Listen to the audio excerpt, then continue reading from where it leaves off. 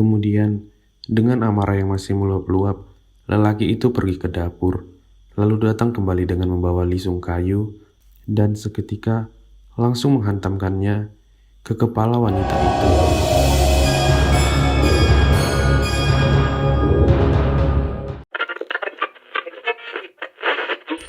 Hai teman-teman semua, selamat datang dan mendengarkan kembali Radio Tengah Malam. Di video kali ini kita bakal membacakan cerita-cerita yang sudah dikirim para kontri ataupun daripada kalian. Sebelum itu, jangan lupa klik tombol berlangganan ataupun tombol jempol ke atas. Jika kalian ingin mentraktir kopi, bisa kalian klik link di deskripsi atau scan di sudut layar kalian. Terima kasih dan selamat mendengarkan.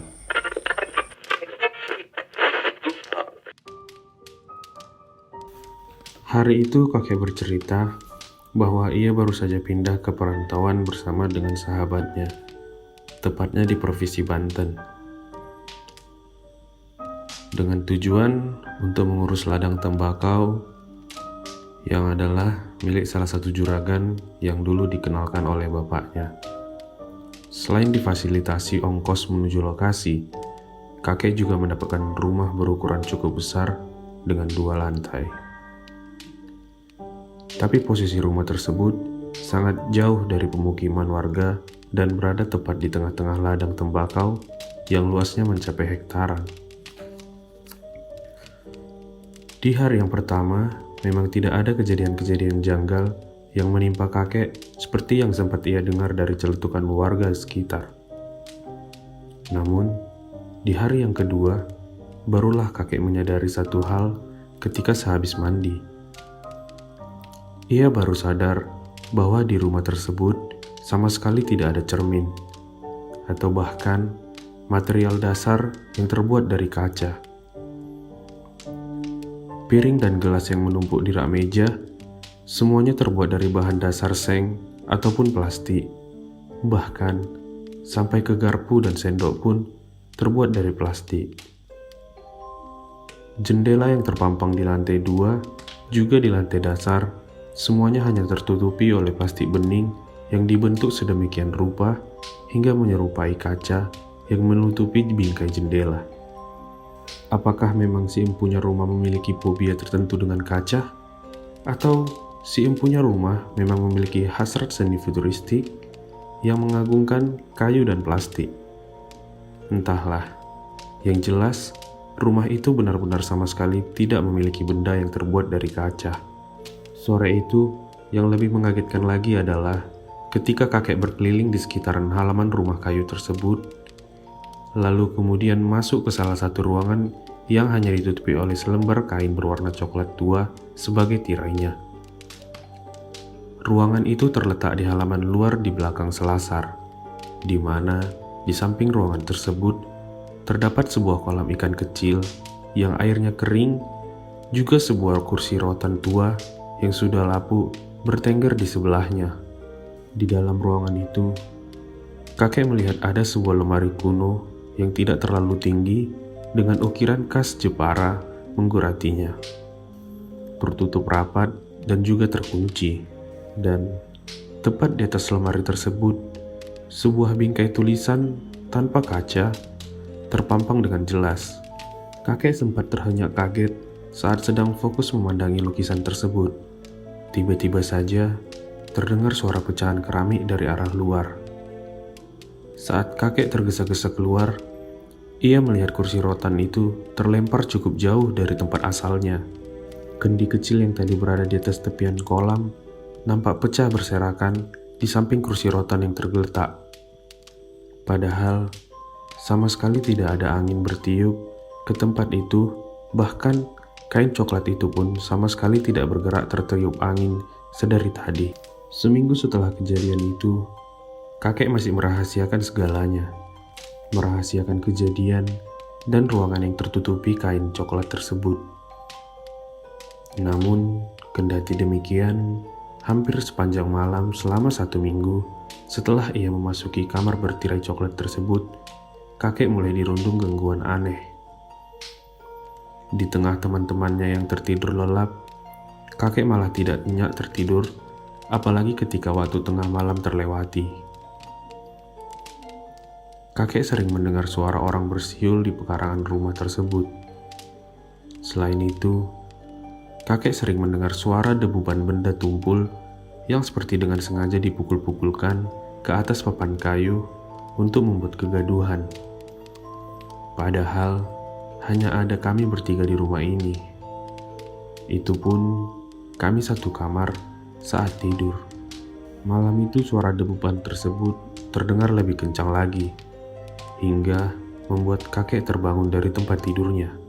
Kakek berjalan perlahan di atas lantai kayu agar tidak terlalu berderit saat ia injak.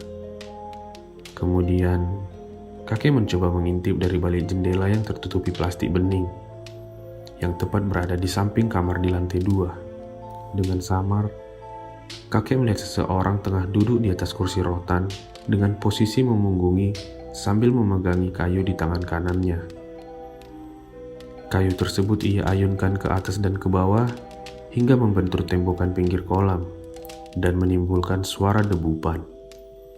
Kakek pun mengambil kesimpulan dengan logikanya bahwa ternyata orang tersebutlah yang selama ini mengganggu tidurnya tiap malam. Tanpa berpikir panjang dan tanpa membangunkan teman-temannya agar tidak terganggu, kakek membawa sebilah golok untuk berjaga-jaga, dan kemudian kakek pun turun perlahan ke lantai dasar untuk menemui orang tersebut. Suara deritan pintu di lantai dasar terdengar nyaring sekali meski kakek membukanya dengan perlahan.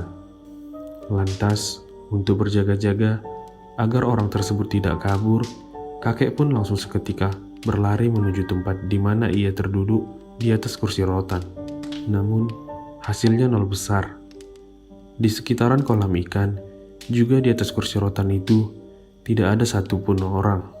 Yang kakek lihat hanya kursi rotan dan tirai coklat yang masih di keadaan semula. Namun, untuk memastikan, kakek pun mulai berjalan perlahan menuju ruangan yang tertutupi tirai coklat tersebut dengan sebilah golok yang masih dipegang erat di tangan kanannya. Dengan berjaga-jaga, kemungkinan orang tersebut bersembunyi di balik tirai lalu menyerangnya. Seketika kakek menyibak tirai tersebut hingga terbuka lebar. Namun, kembali ia tidak menemui seseorang pun berada di sana. Yang ia lihat, ruangan tersebut masih sama seperti waktu itu. Hanya saja, lemari tua yang asalnya terkunci saat ini sedikit terbuka. Batin kakek pun berkata, orang tersebut pasti bersembunyi di sini. Untuk memastikan, sebelah tangan kakek pun membuka pintu lemari tersebut hingga terbelalak. Tapi, kembali ia tidak temui apapun di dalam lemari tersebut, selain sebilah cermin seukuran buku tulis yang ditaburi daun kamboja di atasnya. Ini adalah satu-satunya cermin yang ia temui di rumah ini, dan kenapa mesti disembunyikan? Selain itu, untuk apakah taburan daun kamboja ditaburkan begitu saja di atas cermin ini? Bukankah bunga kamboja identik dengan orang yang sudah meninggal? Rasa penasaran tersebut terus berkecamuk dalam batin kakek saya. Setelah tangannya kemudian mencoba merogoh masuk ke dalam lemari untuk mengambil cermin tersebut. Ini hanya sebilah cermin biasa. Tidak ada yang aneh saat kakek meniup debu dan mengamati cermin tersebut. Namun, saat tangan kakek hendak mengangkat cermin itu sedikit lebih tinggi, tiba-tiba saja sebuah sosok bayangan terpampang tanpa sengaja di belakang pundaknya. Terlihat sosok seseorang dengan memakai ikatan kepala Jawa berdiri mematung tepat di belakang pundak kakek. Yang lebih mengherankannya lagi, saat diperhatikan dengan teliti, sosok yang berdiri mematung tersebut sama sekali tidak memiliki mata, mulut, bahkan hidung di sekitaran wajahnya. Kata Sukirman dan Komar, kurang lebih hampir 1 hari lamanya, kakek saya tidak sadarkan diri. Saat kedua orang itu menemukannya tergeletak tak berdaya di ruangan bertirai coklat tersebut. Tapi ada hal menarik lainnya yang sama sekali tidak kakek ceritakan kepada kedua sahabatnya itu. Hal yang awalnya tidak mau kakek ceritakan kepada siapapun, tapi karena melihat cucunya ini yang sangat ingin tahu, akhirnya ia pun mau menceritakan kisah itu padaku. Setelah kejadian melihat sosok astral berikat kepala Jawa yang mukanya rata itu, tiba-tiba saja sekeliling yang dilihat oleh kakek menjadi gelap gulita. Mungkin masyarakat Sunda zaman dulu sering menyebutnya dengan istilah kasibat, yaitu proses di mana daya tampung pikiran terlalu terkejut dan membuat hal-hal di luar nalar menguasai otak sepenuhnya hingga blank untuk sesaat. Di posisi inilah kakek diperlihatkan sebuah kejadian yang mungkin membuat mual jika kita visualkan. Sebuah kejadian di mana kakek melihat seseorang lelaki yang memakai ikat kepala adat Jawa turun dari balik delman yang kemudian diikuti oleh satu wanita dan satu anak laki-laki yang sepertinya itu merupakan istri dan anaknya. Mereka bertiga kemudian tergesa-gesa masuk ke dalam rumah kayu yang sama persis dengan rumah miliknya Pak Sugi itu. Entah karena hal apa, yang terjadi selanjutnya adalah lelaki tersebut sempat bertengkar hebat dengan perempuan tersebut. Adu mulut pun terjadi dengan argumen bahasa Jawa yang sama sekali kakek tidak mengerti. Yang jelas, keduanya terlihat saling emosi. Kemudian, dengan amarah yang masih meluap-luap, lelaki itu pergi ke dapur, lalu datang kembali dengan membawa lisung kayu, dan seketika langsung menghantamkannya ke kepala wanita itu. Berkali-kali pukulannya mengenai kepala wanita itu, hingga bersimbah darah. Wanita tersebut sempat melawan dan berteriak histeris. Namun, apalah daya, semakin ia melawan dan berteriak, semakin menjadi-jadi pula lelaki itu memukuli kepalanya. Karena melihat kejadian tersebut, di balik kaca jendela kamarnya, anak laki-laki yang umurnya masih belia itu juga ikut berteriak histeris di dalam kamarnya. Lelaki itu pun panik.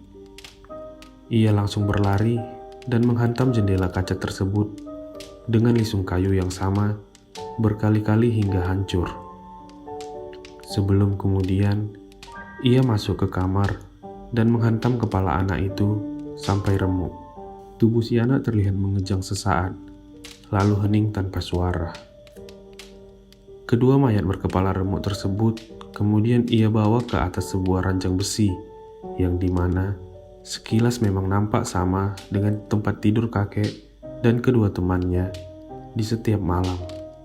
Kedua mayat itu pun dibungkus menggunakan spray berwarna coklat tua, lalu digusur dan dibuang dari balik jendela, dan tepat masuk ke dalam kolam kecil yang kering tanpa air. Lalu, lelaki itu pun kemudian turun sambil membersihkan darah di sekitaran wajahnya menggunakan ikat kepala yang ia pakai. Kemudian, ketika sampai ke tepian kolam, kedua mayat yang tertutupi kain coklat itu dibakar olehnya hingga api melahap sekujur tubuh mayat tanpa sisa. Namun naasnya, saat sedang duduk di atas kursi rotan, melihat kobaran api sembari membersihkan wajahnya dengan ikat kepala, tak sengaja ikat kepala tersebut terjatuh tertiup angin dari tangannya ke samping perapian. Naasnya, saat lelaki itu sedikit membungkuk untuk mengambil ikat kepala tersebut, ia tergelincir ke dalam perapian yang kemudian api melahap habis sekitaran wajahnya dan juga kepalanya. Ia sempat berteriak histeris meminta tolong, namun tidak ada satupun orang yang mendengarkannya. Seminggu kemudian setelah kejadian tersebut, kakek pun memutuskan untuk pulang kampung dengan dalih kepada teman-temannya bahwa ia rindu kampung halaman dan ingin mengistirahatkan dulu badannya di rumahnya. Kakek tidak menceritakan sejengkal pun kejadian mistis yang dialami olehnya kepada kedua sahabatnya tersebut. Tidak berselang lama, beberapa hari kemudian, saat kakek masih di kampung halaman, datanglah Sukirman dan Komar. Saat kakek bertanya kepada Sukirman dan Komar kenapa ia juga ikut pulang kampung, mereka berdua cuma menjawab bahwa mereka tidak betah berada di rumah itu. Rumah tersebut terasa angker dan banyak setannya. Mungkin karena hal itu juga Pak Sugi dan istrinya enggan tinggal di sana. Pesan terakhir yang ingin disampaikan oleh kakek adalah perihal pemberian nama rumah Jagal. Rumah Jagal adalah hasil pemberian nama dari kakek yang diambil dari kejadian yang dialami olehnya. Terima kasih buat kalian yang masih mendengarkan Siniar Seram di Radio Tengah Malam. Bagaimana cerita yang barusan? Apakah kalian pernah mengalami pengalaman seperti cerita tadi? Atau punya pengalaman lain yang ingin diceritakan? Kalian bisa mengirim email ke email yang telah tertera di layar agar bisa berbagi kepada teman-teman lainnya. Akhir kata, kita ucapkan terima kasih telah mengirimkan pengalaman kalian. Dan jangan lupa klik tombol berlangganan atau share ke teman kalian. Terima kasih, sampai bertemu di siniar berikutnya.